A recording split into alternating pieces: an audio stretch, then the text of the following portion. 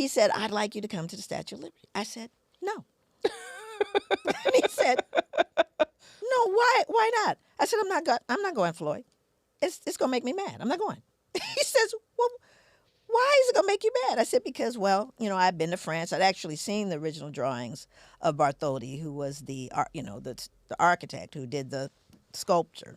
And I knew that the Statue of Liberty, and everybody knows in her right hand she's holding a torch.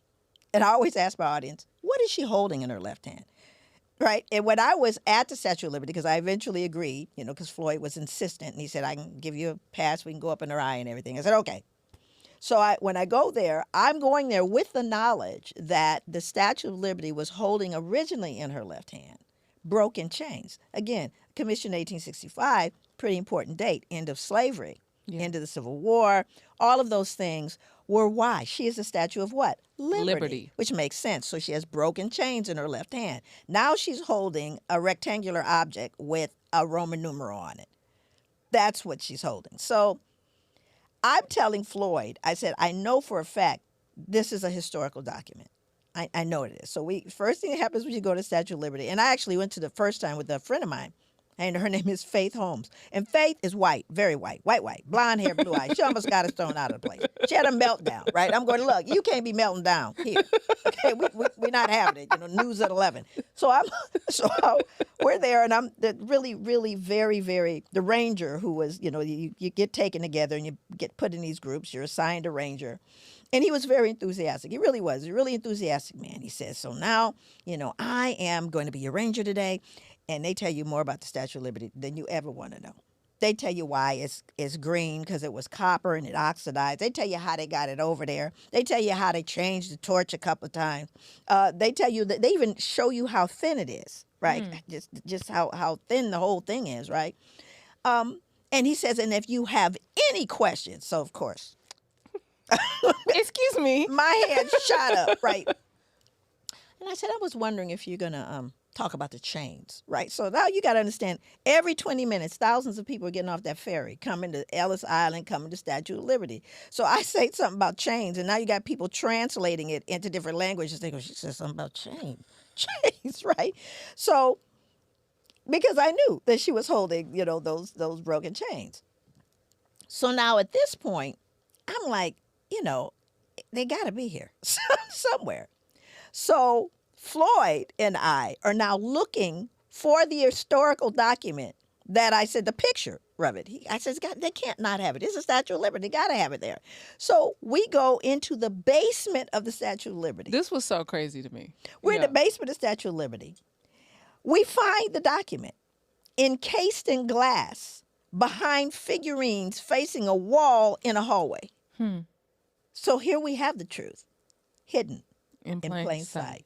So I'm sitting there going, so Floyd, I take a picture of it. The picture is in the book, right? So I took a picture and I said, this is insane. I said, this is really insane that, here, we have that picture. Well, I then asked my audience, who won the argument? Because Bartholdi insisted that the chains remain. He really did. He was adamant. He was an advocate for abolitionism. He said the chains got to stay. And I asked the audience, who won? Did Bartholdi win or did the United States win? And they always say, well, the United States won. I said, no, they didn't. Bartholdi won. The chains are actually still there.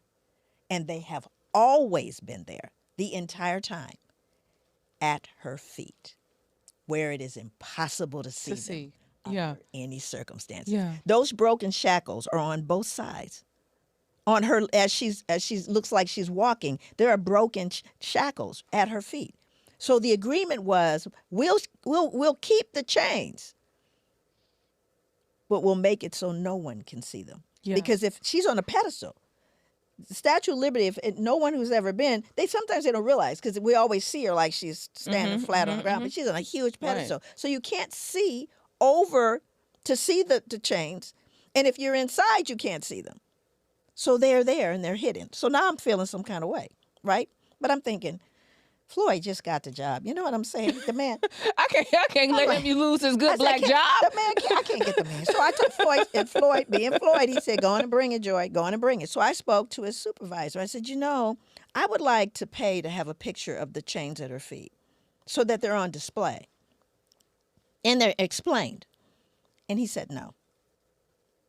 I said, tell you what I can do. I said, I'm sure that I can get, just cross the water, a black sculptor that will just sculpt that part. Because God knows they show you every aspect of the Statue of Liberty. And he says, yeah, no. I said, okay, I'm going to tell on you.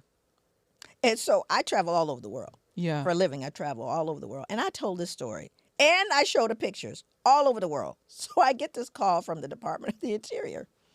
They said, we'd like to talk to you, Dr. DeGruy. And I'm going, I'm not scared. I'm from South Central. But I did tell my family where I was going. So they call me, and I come over, and his boss, I think it was his boss's boss, who said to me, Dr. DeGruy, we want to, one, apologize, and we want to acknowledge that we've been negligent, and we want to correct this. We want to immediately correct this. And the first thing we want to do is, we want to hire you to train all our rangers. I said, okay. And we're going to correct this negligence we've shown. So I didn't believe him. So I went back undercover, right? Because I wanted to know a couple of things. I wanted to know if they were going to first talk about the chains unasked, because I had asked about Right. the chains. And I was assigned with my little group. This is 2013, 2014. I'll go back, and I want to know if they've actually changed that. And my third visit, I go back, and I have a great ranger. The ranger not only tells the story of the chains, turns to me and says, "This is American history I'm sharing. It is your history, and it is my history, and I am proud to tell the story." It's a white ranger, right? So I'm thinking, great, this is wonderful. And the next thing I know, well, on the second visit, I had seen the picture displayed, and all that was great. But then in 2019, May 23rd, the Washington Post, they now have a museum that wasn't there, and they have a huge museum now at the Statue of Liberty, and it says the Statue of Liberty was designed to celebrate freed slaves, not immigrants. Mm-hmm. Its new museum now recounts.